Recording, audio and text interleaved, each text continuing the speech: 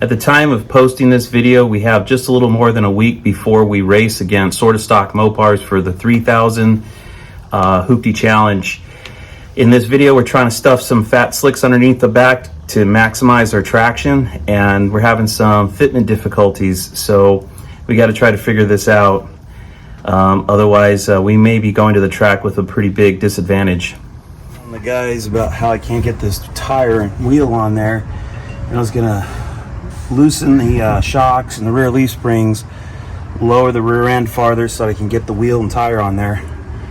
And then my buddy Dennis says, well, why don't you just let the air out of the tire? That's how he talks too, by the way. So fine, let the air out of the tire. See if that works.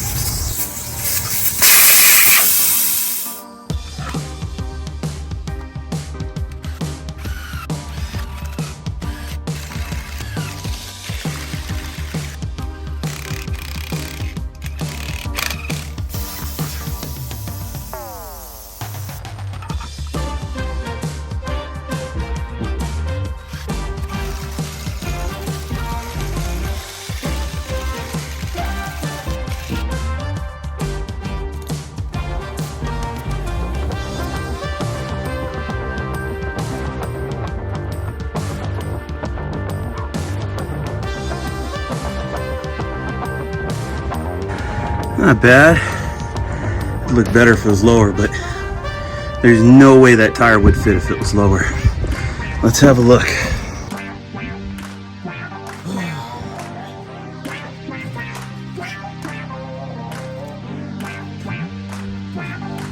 Oh man. Yeah, I can't get my finger in there. We're gonna have to roll that.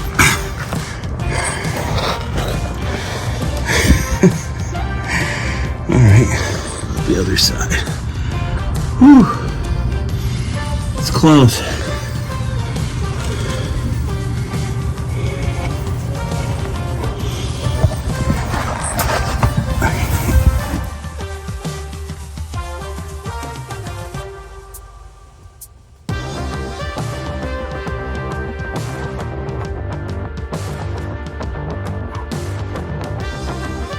And by the way, this side is an original condition.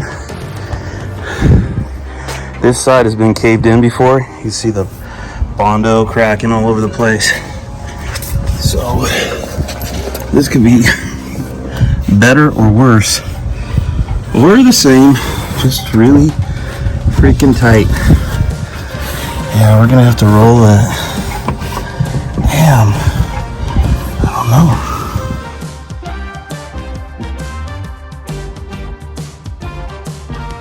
So we got some major issues with getting the wheel to fit inside of a 66 Belvedere. It's just really close. And these B bodies, these early B bodies are just like freaking A bodies. They don't have any wheel wells to them. They're really small. Man, I just don't think folding this up is even gonna make a difference. I'll keep going to see how far I can get it, but right in here, might be hard to see in the video, but there's basically a bulge right here that comes inside the wheel well, like inward. And you know, the body lines on these cars basically kind of goes a little concave in that area, so I think that's a relief for the outer skin. So I can't even really beat this out, because then it's just going to go into the quarter panel, the quarter skin, so I don't think I'm going to gain anything there. Kind of think this is all a lost cause. So plan B is I have some 7-inch wide rims with 7-inch wide slicks. Wish I'd gone 8-inch, but those are 9-inch, so 9-inch is just a little bit too big. That's an 8-inch rim with a 4.5-inch back spacing. So, and even though it kind of fits in here, it doesn't really fit with the slick. The slick kind of bulges, I think, more than a regular tire. And even though we got some clearance, there's probably about a finger between the tire and the leaf spring. So, and then here, we can't even get a finger in here. It's so tight. And since I got the driver's side jacked up, let me go look at the passenger side. So under hard acceleration, this is exactly what the tire is going to be doing. Does look okay. Shows you how much room between the tire and the leaf spring. We've got not much. Oh shit. Look at that. The inside of the wheel well is hitting the tire. Yeah, I mean this is just bad. I know the car's probably not going to torque over this high. We'd have to get the tire off the ground that much. But it is going to squat and it is going to sink on this side. So we got problems over here too.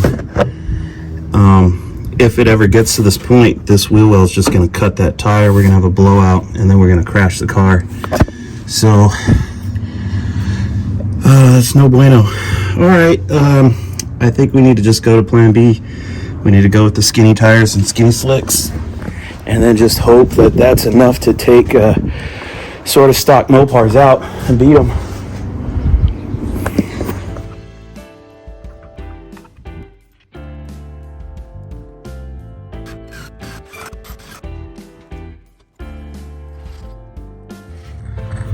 Alright, there's the 7-inch rim, 7-inch tire, slick. Plenty of room from the tire to the leaf. Decent room to the wheel well. I think everything is definitely kosher here on the outside. So, unfortunately, we're out of time. I don't have time or money to buy another set of slicks, but alright, there's the 7-inch rim, 7-inch slick on the Belvedere. You saw there's tons of space on the inside of the wheel well.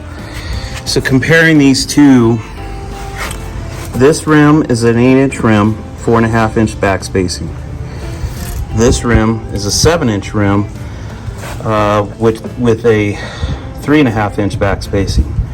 So it's an inch narrower than this wheel on the inside only. So the outside of the rim is the same. And we have plenty of clearance because the tire is so small, because that's a 26-inch tall tire, and being only 7 inches wide, it doesn't bulge out as far as this 9-inch does.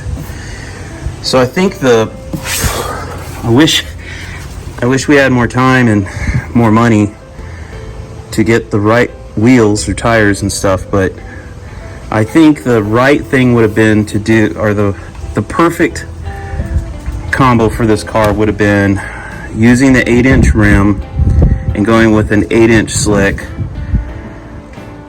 But I'm not sure if the 28-inch tall would still be a problem or not.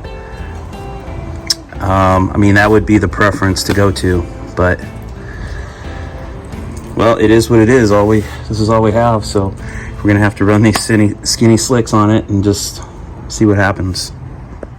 Just kind of bummed out because, I mean, look at all that space we're leaving on the table.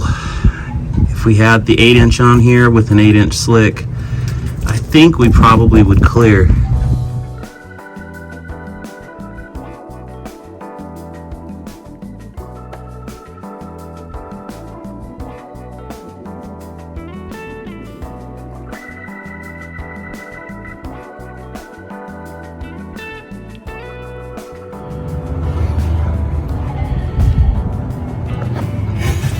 Well, folding this up gave us a little more room we probably didn't need, but anyway, these are the 7-inch rim, 7-inch slick, 26-inch tall tire.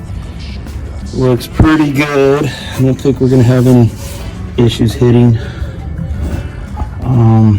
Tons of space on the inside, so go check the other side. The other side, I think, has a little more room, but it's a little bit of a wild card because that quarter panel's been smashed and pulled before. And so in some respects, it gives us a little more space.